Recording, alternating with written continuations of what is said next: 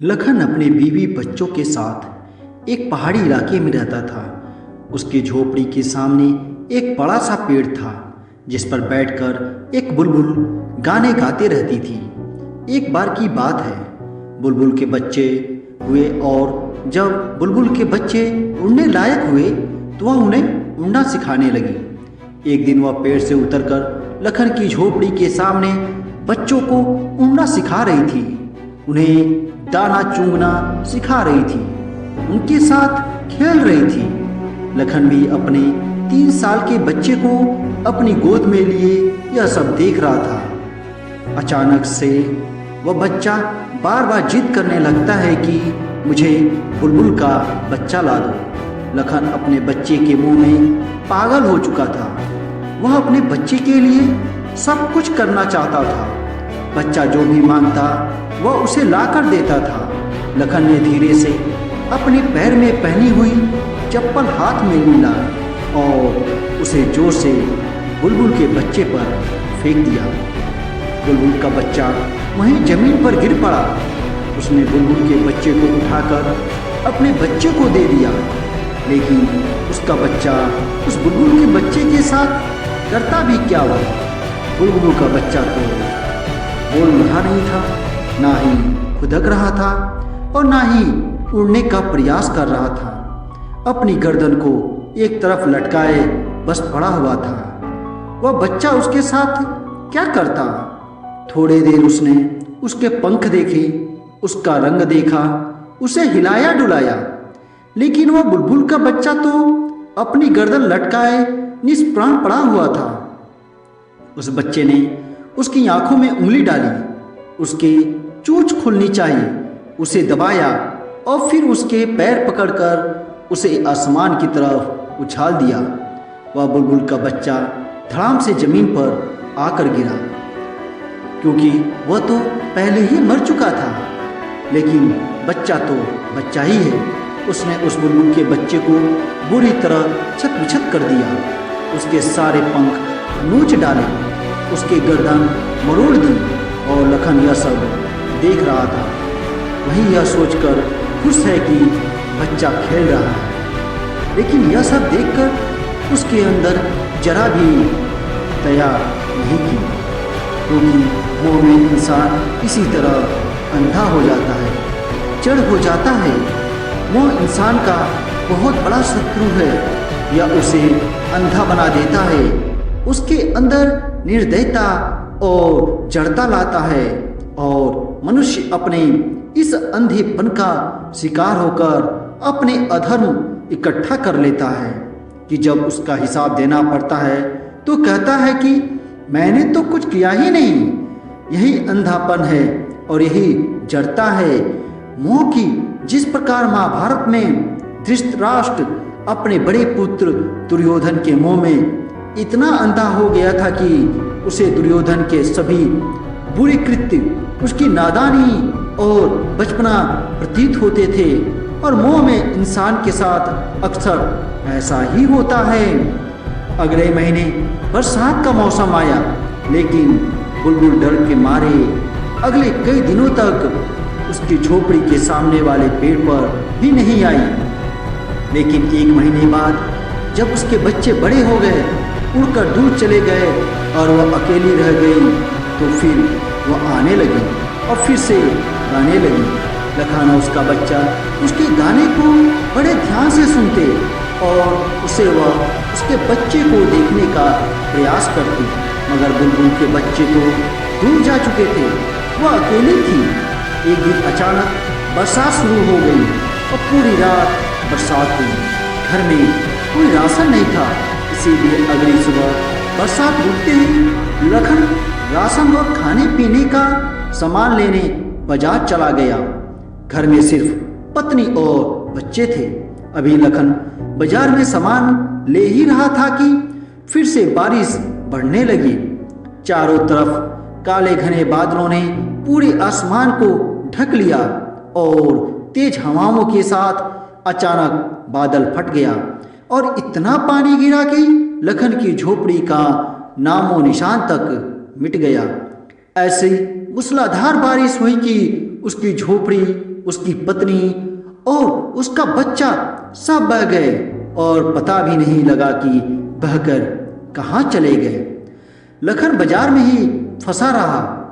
2 दिनों बाद जब बारिश रुकी और वह वापस आया तो उसने देखा कि वहां तो कुछ भी नहीं है। वहां तो बस चारों तरफ पत्थर ही पत्थर बिखरे पड़े हैं जो पहाड़ से बहकर नीचे आ गए थे।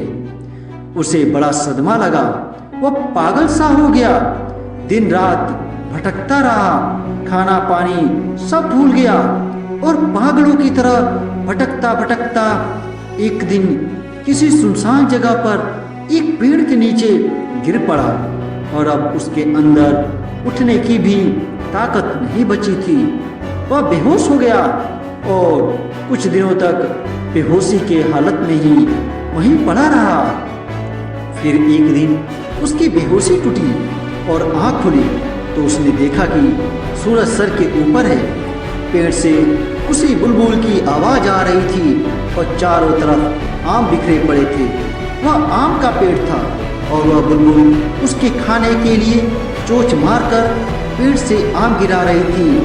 वह उठा, उसने एक आम खाया, दूसरा आम खाया और इस तरह से उसने कई आम खा लिए।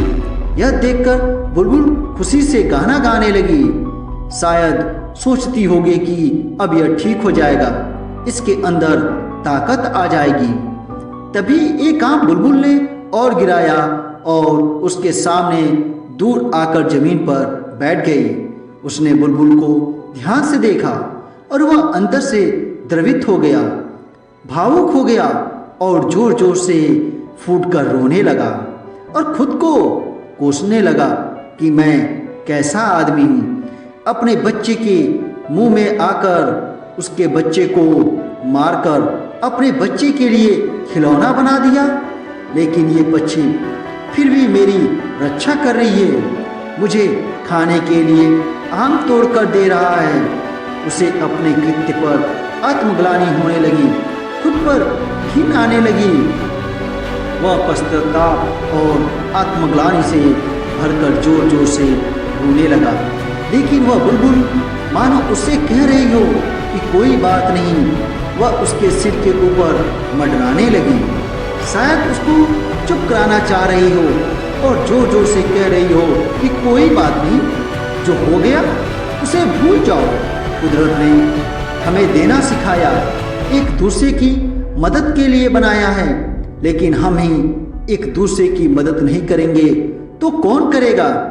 लखन चुप हो गया, लेकिन उसके अंदर एक भाव गहरा हो गया कि मेरा तो सब कुछ लूट गया, जिसको मैंने अपना समझा था, अपना माना था। लेकिन आज के बाद अगर मैं दूसरों के काम नहीं आ सका तो मेरा जीवन व्यर्थ है। कोई भी इस दुनिया में मेरी तरह दुखी नहीं होना चाहिए। सबकी, हर जीव की मदद होनी चाहिए, सबको भरोसा मिलना चाहिए, उसकी सुरक्षा होनी चाहिए। और उसने प्रण कर लिया कि अब से वह मेहनत करेगा और जो भी कर सकेगा दूसरों के लिए करेगा, क्योंकि इस कुदरत ने हमें एक दूसरे की सहायता के लिए ही बनाया है। उसने बुलबुल के हाथ जोड़े, अपना माथा जमीन पर रखा और कहा कि आप मेरे गुरु हैं और मुझे शिष्य के रूप में स्वीकार करें। बुलबुल तो उड़कर दूर पेड़ पर जा बैठी थी। उस दिन से लखन ने जंगल से लकड़ी लाकर बेचना शुरू कर दिया।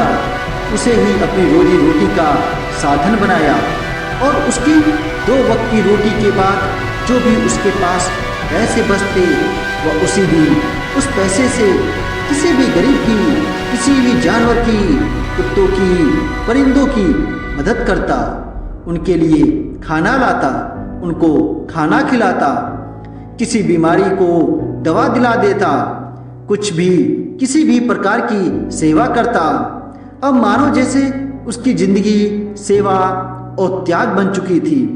दूर दूर के गांवों और शहरों के लोग अब उसके बारे में जानने लगे थे। सभी को पता चलने लगा था कि कोई ऐसा एक व्यक्ति इस इलाके में है जो किसी भी प्रकार की सेवा और मदद के लिए हर पल तैयार रहता है।